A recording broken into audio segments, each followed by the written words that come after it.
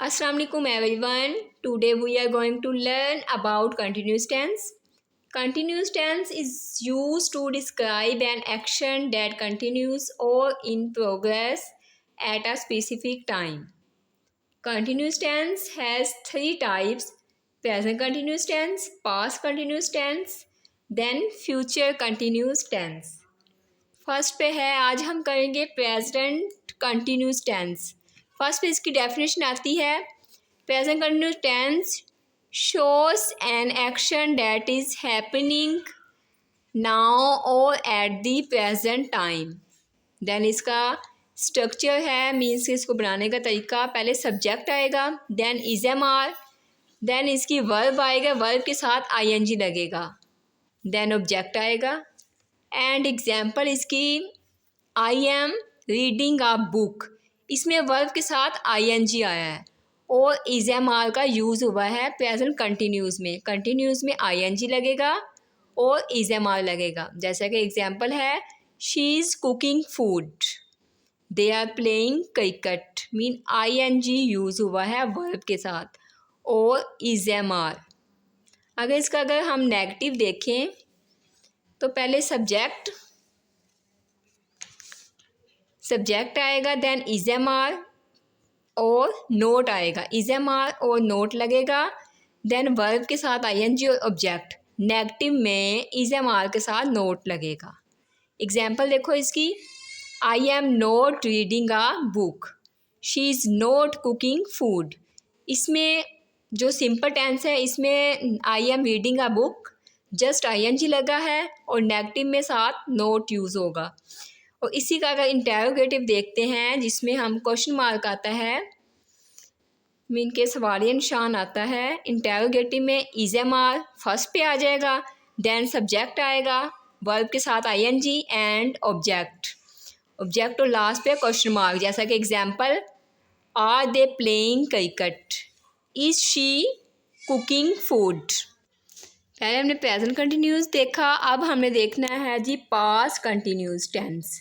First पे इसकी definition आती है, shows an action that was happening at a particular time in the past. ठीक है, और इसका अगर स्ट्रक्चर देखें तो इसमें पहले सब्जेक्ट आएगा, then was were and verb के साथ आई एन जी लगेगा और ऑब्जेक्ट। पास्ट में वाज वर आएगा। इसमें डिफरेंस यही है कि प्रेजेंट जो है उसमें इज एम आर आया और पास्ट में वाज वर, मीन के था, थे वगैरह। इसकी एग्जांपल एक देखें तो, I was reading a book, she was cooking food, they were playing cricket. And इसका नेगेटिव अगर देखें, इसमें इसका स्ट्रक्चर होगा, सब्जेक्ट वाज वर्ब के साथ नोट लगेगा, नेगेटिव में सब के साथ नोट है और वर्ब के साथ आई एन जी लगेगा। कंटिन्यूस में आई एन जी यूज़ हुआ है वर्ब के साथ। इसमें प्रेजेंट में ये नहीं था, प्रेजेंट में फर्स्ट फॉर्म लगी थी, किसी में सेकंड फॉर्म, इसमें वर्ब के साथ I N G then object. इसकी एग्जांपल देखें तो, I was not reading a book, they were not playing cricket. अगर इसी का इंटेरोगेटिव देखें तो इंटेरोगेटिव में वाज वर्ब स्टार्ट में आ जाएगा, देन सब्जेक्ट, वर्ब के साथ I N G and object और क्वेश्चन मार्क आएगा। इसकी example, was she cooking food, were they playing cricket. Mean के अगर प्रेजेंट है तो उसमें इज एम आर और पास्ट में वाज वर्ब और वर्ब के साथ आई एन जी। ये इसमें इसका डिफरेंस है। देन हम आए हैं फ्यूचर पे। फ्यूचर कंटिन्यूस टेंस, इसकी पहले डेफिनेशन देख लेते हैं। Show N action that will be happening at a specific time in the future. इसका स्ट्रक्चर मीन बनाने का तरीका, फ्यूचर कंटिन्यूस टेंस को बनाने का तरीका, इसमें सब्जेक्ट, देन विल बी, इसके साथ बी लगा है, जैसे कि shall be, we will be, इसमें विल बी यूज़ हुआ है, इसके साथ बी का इजाफा किया है। देन वर्ब के साथ आई एन जी और प्लस ऑब्जेक्ट आएगा। फ्यूचर कंटिन्यूज में। इसकी एग्जांपल देख लेते हैं। I will be reading a book, she will be cooking food, they will be playing cricket. ये इसकी एग्जांपल मीन के विल के साथ बी यूज़ हुआ है और वर्ब के साथ आईएनजी, ये फ्यूचर कंटिन्यूस टेंस में। और इसका अगर नेगेटिव देख लेते हैं, नेगेटिव में इसका स्ट्रक्चर ये होगा कि formula subject will not be, will के साथ नोट बी आएगा, नोट के बाद बी आएगा। पहले विल बी आया, विल बी नोट नो नहीं आएगा, विल नोट बी, विल के साथ नोट यूज़ होगा, देन बी आएगा। देन वर्ब के साथ आईएनजी आएगा और ऑब्जेक्ट। अगर इसकी एग्जांपल देख लेते हैं, I will not be reading a book, they will not be playing cricket. और इसका अगर इंटेरोगेटिव देख लेते हैं, विल आएगा, विल फर्स्ट पे आ जाएगा, ठीक है। देन सब्जेक्ट आएगा, बी आएगा, वर्ब के साथ आईएनजी आएगा और ऑब्जेक्ट, देन लास्ट पे सवालिया निशान आएगा, क्वेश्चन मार्क आएगा। इसकी एग्जांपल देख लेते हैं। Will she be cooking food, and second example, will they B playing cricket. इसमें अब इसका डिफरेंस देख लेते हैं। जैसा कि हमने पहले इसको आपको क्लियरली आप लोग नोट कर सकें। ओके, और ये है जी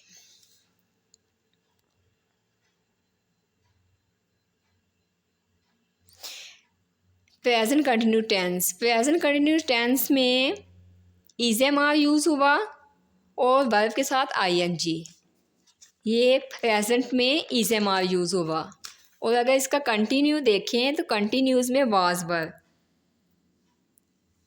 ठीक है। और फ्यूचर में will be, shall be, will be use हुआ है। और जब इसका नेगेटिव बनाना है तो विल नोट बी आएगा, will not be, will be not नहीं आएगा, विल बी यूज़ होना है ना, विल बी। और जो नोट है वो विल के साथ लगेगा, बी के साथ नहीं। और ऐसे ही जो जब इसका इंटेरोगेटिव बनाएंगे, हम किसी से सवाल पूछ रहे हैं तो जो विल है वो स्टार्ट में आ जाएगा, ठीक है। ऐसा ही इसमें भी, ये वाला सब में एक ही है। मीन के इंटेरोगेटिव की पहचान ये है, वाज वर है, विल है, इज़ेमार है, ये चीज़ें स्टार्ट में आ जाएंगी और लास्ट पे क्वेश्चन मार्क आ जाएगा। और अगर नेगेटिव आए तो वाज वर है, इज़ेमार है, इनके साथ नोट आ जाएगा। और ये वाला अपने ध्यान रखना है, फ्यूचर कंटिन्यूज में विल नोट भी आएगा, विल बी नोट नहीं आएगा। ये इसको बनाने का तरीका है। एक दफ़ा इसको दोबारा हम जूम कर लेते हैं।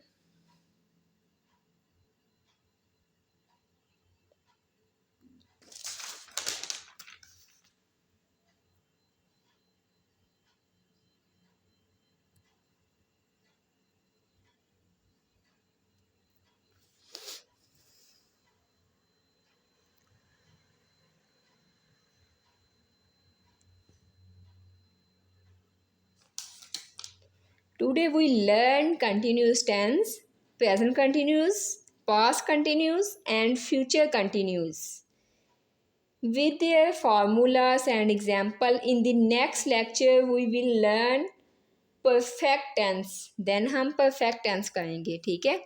हमने सिंपल टेंस कर लिया, कंटिन्यूस कर लिया और अब हमारा परफेक्ट टेंस रह गया है, ठीक है। नेक्स्ट हम परफेक्ट टेंस करेंगे।